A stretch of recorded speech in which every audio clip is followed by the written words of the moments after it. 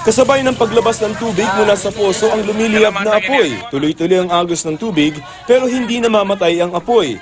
Sinubukan itong hawakan ng isang lalaki. Binuhusan din niya ng tubig mula sa palanggana ang poso pero tuloy-tuloy pa rin ang pagbuga nito ng tubig at pagliyab ng apoy. Viral na online ang video nito na nakunan daw sa Buluan, Maguindanao nitong Lunes. Sabi na nag-post, bigla sila nakaamoy ng tila gas kaya sinubukan nilang sindihan ng poso at nagbuga na raw ito ng apoy.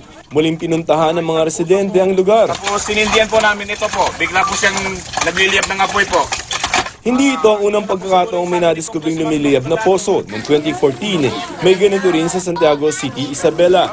Meron din sa Tanay Rizal noong 2013. Ayon sa isang eksperto na nakapanayam noon, ito ay dahil sa natural gas na sumisingaw mula sa poso. Nagbabala rin ng eksperto na maaaring may mineral na sulfides ng tubig na masama sa katawan ng tao. Ipinagbawal na rin noon ng Tanay LGU sa mga residente ang paggamit sa naturang poso at ipinasara na ito. Meron din sa Santa Barbara, Iloilo na pinagkukuhanan pa man din noon ng tubig ng mga estudyante sa isang paaralan. Gayon din sa Malapatan, Sarangani na ayon sa sumuring taga-Community Environment and Natural Resources Office ay posibleng may methane gas ang tubig. Joseph Morong, GMA News.